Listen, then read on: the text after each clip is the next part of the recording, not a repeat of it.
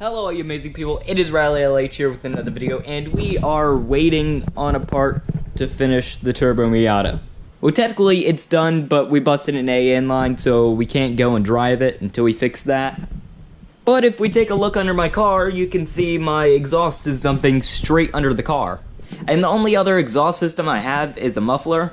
So let's make a pretty cool exhaust, and what we're going to do is we're going to do dual tips through the bash bar. Now, I would have loved to do this out of stainless steel, but I simply just don't have time to wait for stainless steel and stainless steel wire.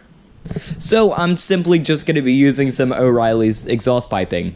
It's not ideal, but it'll work. So let's go over everything I have. I have 190, two 45s, and one straight. We're going to do the 90 coming off the exhaust. Then we're going to take these two 45s, merge them together like so, and that's what's going to do our dual tips. Then we'll simply just chop off the back half, weld onto the straight piece, and then weld this straight piece to this 90. And then we'll find a way to do the exhaust hanger. Haven't figured that one out just yet. So let's go ahead and get started. What we're going to do is we're going to cut about there-ish and about there on this side. Then we'll tack them together, and then we'll cut straight out of there so we can actually weld on this pipe. And what we're going to do is we're going to start from here and work our way back. And what we're going to do is we're going to get the dual tips done. Then we'll do the 90, and then we'll merge them together with the straight. So let's go ahead and start cutting this.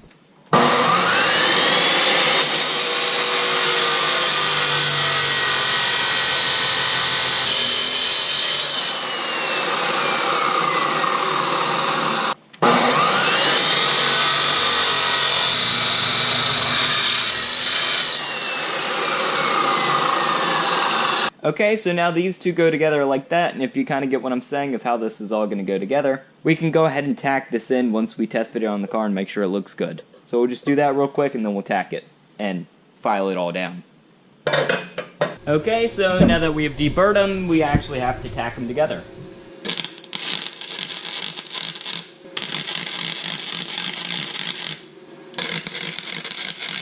So now we let that cool down, and then we can make our 2.5-inch cut.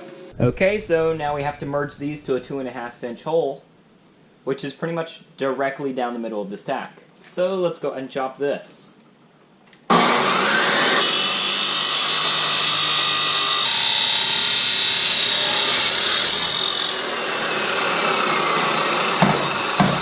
Okay, so now our 2.5-inch pipe will fit directly on that. Perfectly, actually. So, now that we have this bit, we simply just file it down, and then we can move on to the next section, which we're going to work on the 90 next.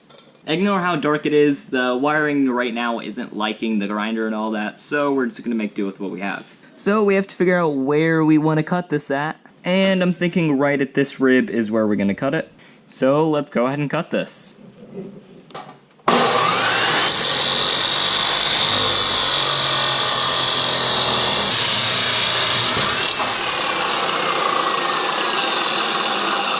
Okay, so now we're going to go ahead and tack this 90 in place.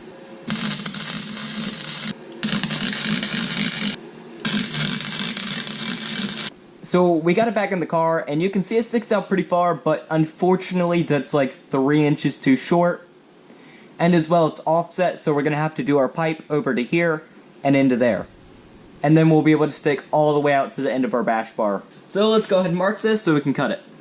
So let's go ahead and just snap through that.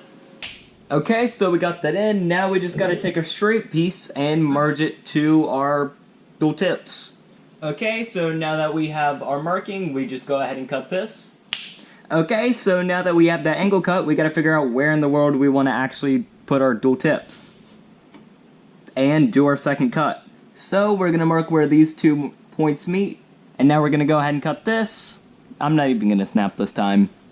Okay, so last night my camera died, but you can see we got this pipe cut, and then we went ahead and tacked on the dual tips. So now that it all fits up pretty well, we're going to go ahead and weld it all out.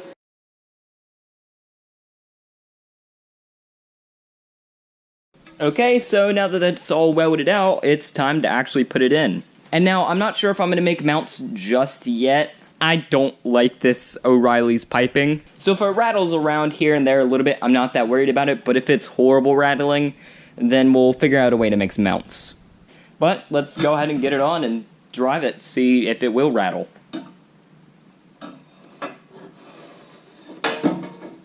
Okay, so now that we have that all tightened down, we can actually just go for a drive, after we put on our wheels, of course. Just like that, we're in the future, and the exhaust is done. Now, I've ran this for the past few months, and it's worked great. And I've extended it out a little bit, because I put a rear bumper on, so it can actually stick past the rear bumper.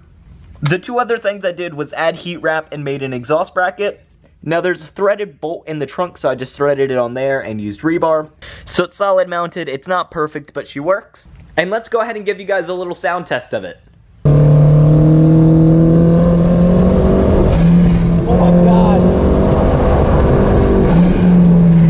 Now the exhaust sounds genuinely good, and I'm really happy with it. Now I do want to make it out of stainless steel instead of just normal O'Reilly's piping, but for now, it's worked perfectly fine. So if you guys have enjoyed this video or learned anything from it, like, subscribe, comment, all that. It would mean the world to me, and I hope you guys have a great day. See you guys all next time. Peace out.